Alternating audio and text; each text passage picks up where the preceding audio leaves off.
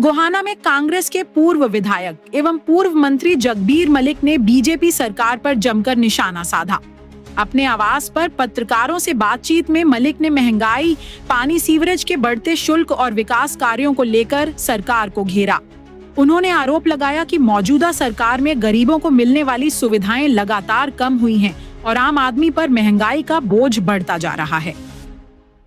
मलिक ने गोहाना में विकास कार्यों की स्थिति पर भी सवाल उठाते हुए खानपुर रोड, जींद रोड से महम रोड और मेडिकल कॉलेज जाने वाली सड़क की बदहाली का मुद्दा उठाया।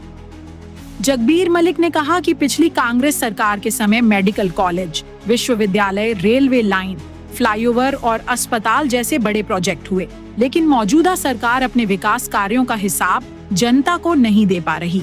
वहीं पानी और सीवरेज के बड़े शुल्क को लेकर भी उन्होंने सरकार पर हमला बोला और कहा कि कई गुना बढ़ोतरी से आम परिवारों पर अतिरिक्त आर्थिक बोझ पड़ेगा।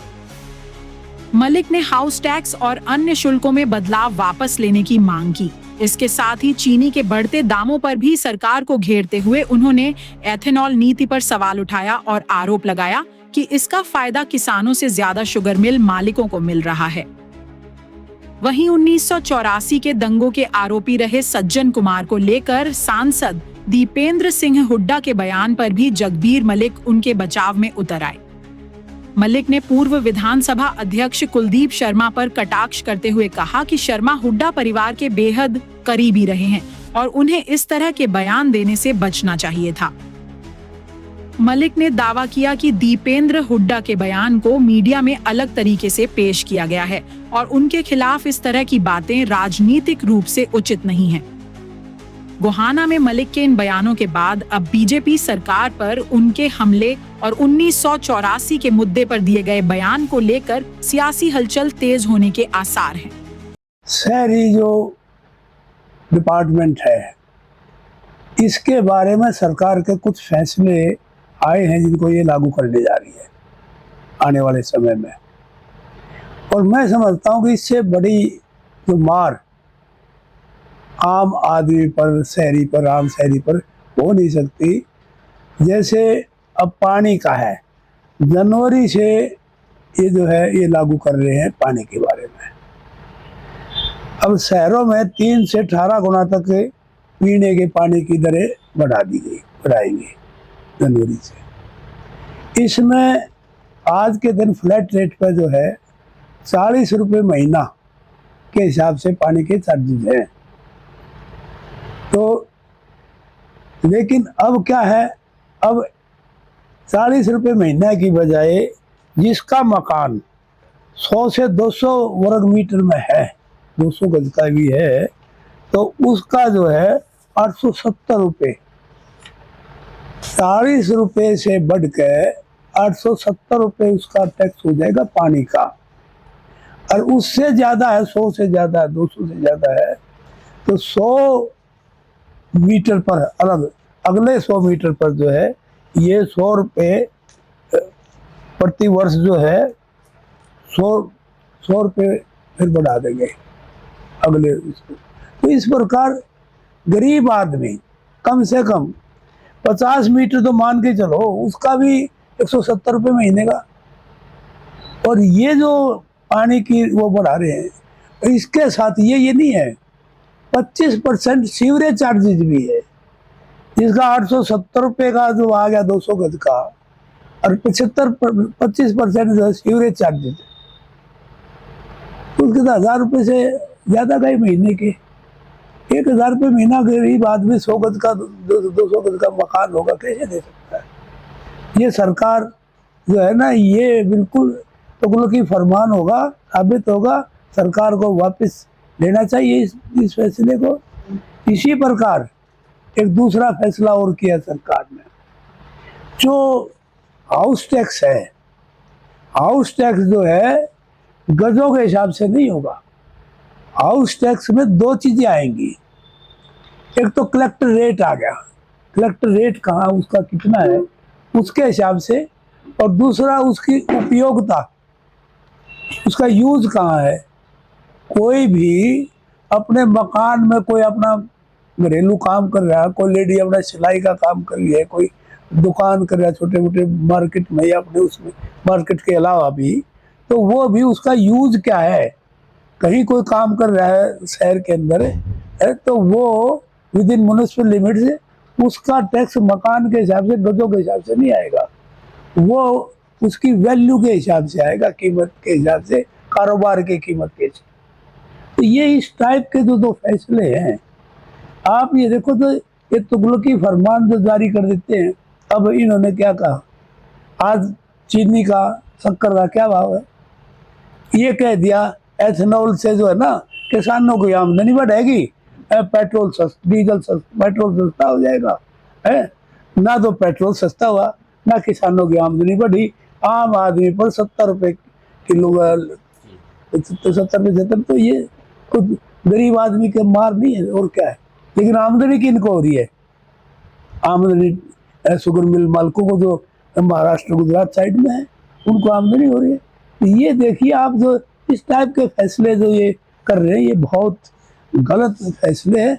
हम इनका विरोध करते हैं, इनको जो है जल्दी से जल्दी वापस लेना चाहिए। कुलदीप शर्मा वाला मामला करता है इस तरह से, आप इसीलिए आए हुए कुलदीप शर्मा जी पर। सैनिकों ने जिन्होंने देश के लिए कुर्बानियां दी, देश के लिए लड़ाइयां लड़ी, उनके भी जो जिसे छूट दी गई थी नगर परिषदों में और दूसरे सेक्टर में 299 गज तक, अब कंडीशन लगा दी गई है। पहले कोई कंडीशन नहीं थी, अब कंडीशन लगा दी गई है 299 गज तक ही टैक्स फ्री रहेगा, उसके ऊपर है तो पूरा टैक्स लगेगा। ये उनके साथ भी कुठाराघात किया गया है। सबसे बड़ी मतलब ये सैनिकों का सम्मान नहीं, ये सैनिकों की बेइज्जती करने से इसमें कोई कसर नहीं छोड़ी। आप ये देखिए जो बॉर्डर पर हमारी रक्षा करते हैं, एक तरफ तो उनको ये कहते हैं भाई जय जवान जय किसान का नारा देते हैं, और एक तरफ जो है इन पर टैक्स लगाते हैं। तो मुझे अभी ज्ञान हुआ कि इन पर भी टैक्स लगा दिया। इससे दुर्भाग्यपूर्ण कोई नहीं हो सकता जब सैनिकों पर भी टैक्स लगाया जाता है।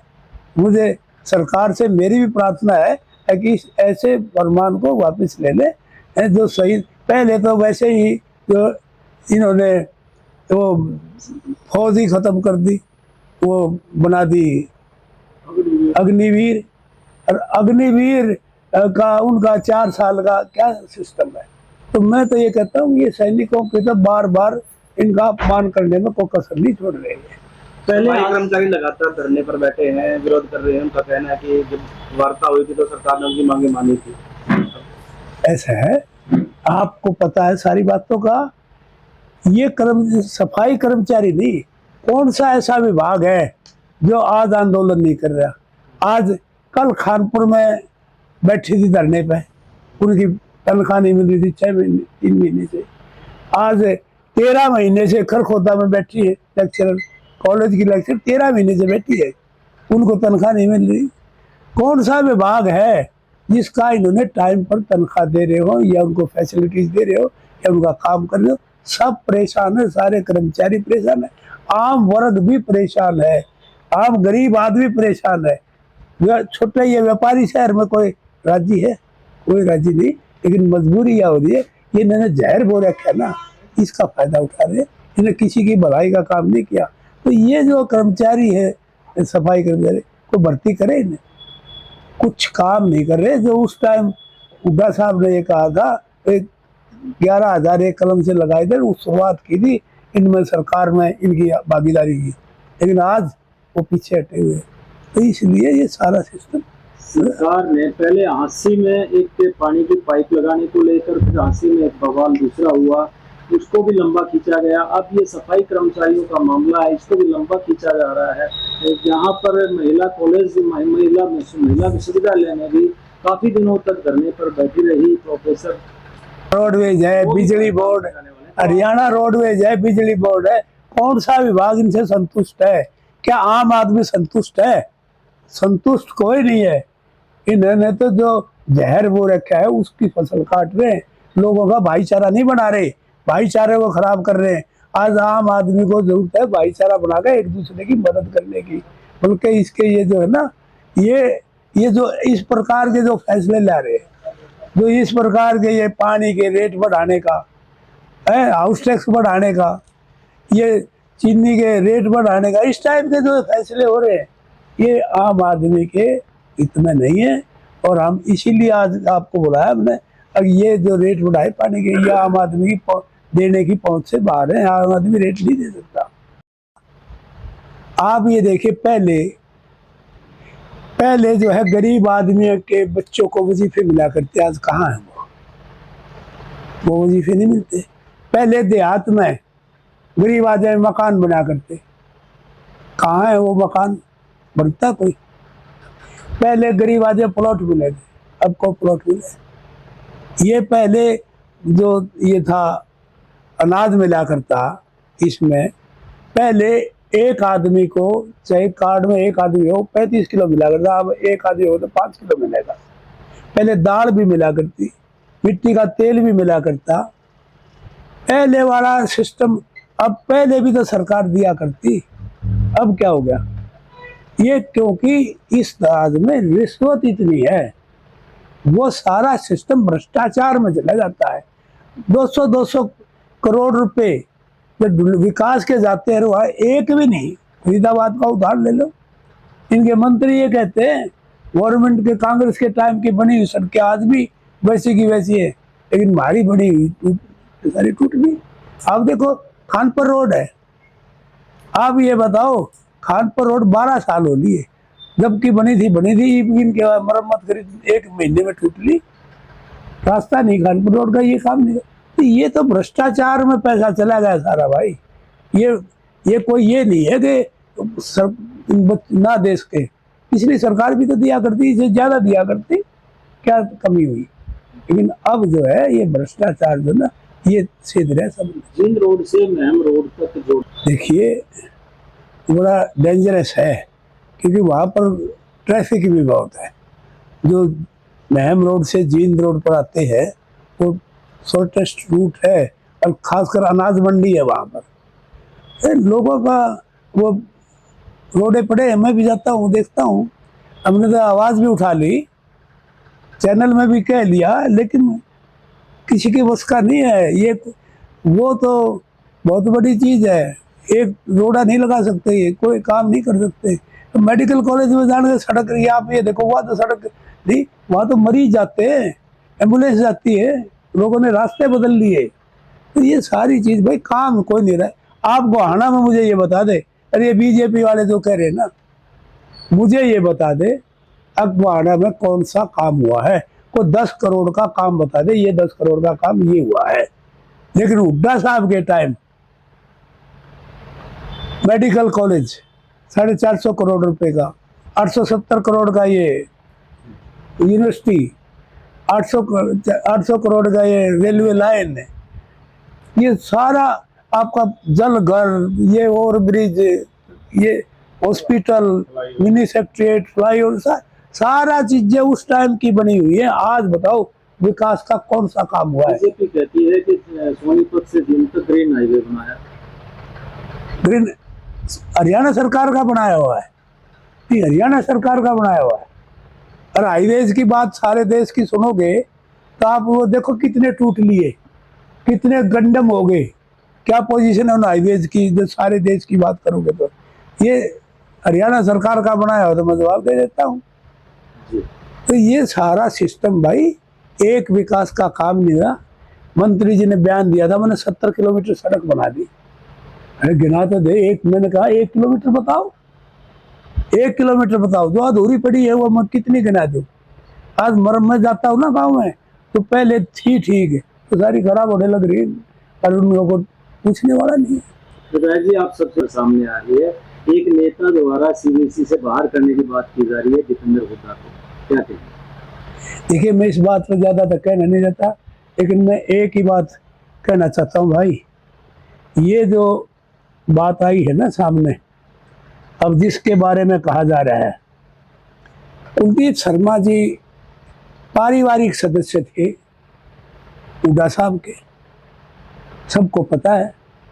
इतना नज़दीक शायद ही को जितना कुलदीप शर्मा थे, हम तो इतने नज़दीक भी नहीं थे, लेकिन उनको सारी बात का हालात का पता है।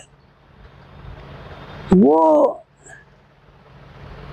किसके कहने से ये बयान दे रहे हैं, क्या उनकी मंशा है, किसकी इशारे पर नाच नाच रहे कठपुतली बने हुए हैं, उनको मैं समझता हूँ इतने विश्वास पात्र आदमी को चाहे कुछ भी हो, यदि मैं हूँ इस जगह पे, मैं ऐसी बात कभी नहीं करता, चाहे मेरे साथ कुछ भी हो, चाहे मुझे कोई तकलीफ हो, लेकिन ऐसे पारिवारिक होने के बाद उनको नीचा दिखाने की जो कोशिश की जा रही है कई महीने से हो रही, आज से नहीं। और जो हुड्डा साहब ने दरिया दिली दिखाई, इनको टिकट दिला गए, ऐसा कोई नहीं करता। इधर इनको टिकट दिलाने का कोई वो नहीं था, वो नहीं थी, तो वहाँ पर टिकट दिलाई कन्नौर से इस बार। और मैं ज़्यादा लंबी चौड़ी इस बात करने, मैं तो एक ही बात कहना चाहता हूँ भाई, दीपेंद्र हुड्डा के बारे में जो ये शब्द चल रहे हैं ना, उस जो व्यक्ति 4 बार MP बना, एक बार राज्यसभा का MP बना, 5 बार जो MP है लिया, पब्लिक लाइफ हो, सुबह से शाम तक पब्लिक के बीच में रहता हूँ, उसने पहले भी गया और आगे भी जाएगा, तो वो ऐसी बातें, चलो तकलीफ होती है भाई, सांत्वना के 2 शब्द तो कह देते हैं। मेरे पास वो वीडियो है मेरे मोबाइल में, जो उसका पहला इंटरव्यू है ना, उसमें कहीं नहीं, ये मीडिया की क्रिएटेड है, जो रोल मॉडल वाली बात आई है ना, उसमें कहीं नहीं है, ये मेरे पास इसका वो ओरिजिनल है, कहीं उसने ये लिखा रोल मॉडल है, ये तो बनाई हुई बात है। और ये जो किसने शर्मा जी को कि क्या मंशा है, इसके पीछे कौन है, शर्मा जी के पीछे कौन है, शर्मा जी दूसरा का मोहरा बन रहा है, उसको मोहरा नहीं बनना चाहिए। ये जो है, ये विश्वास, जो विश्वास पात्र था, यदि वो ये करेगा तो विश्वासघाती किसको कहेंगे। यदि मैं होता तो मैं कम से कम चुप रह जाता, मैं कभी से मेरी नाराजगी सो हो, इसलिए घरेलू आदमी होकर फिर ऐसी बात करता है, उसको नहीं करना चाहिए, ये उसकी नैतिकता नहीं कहती।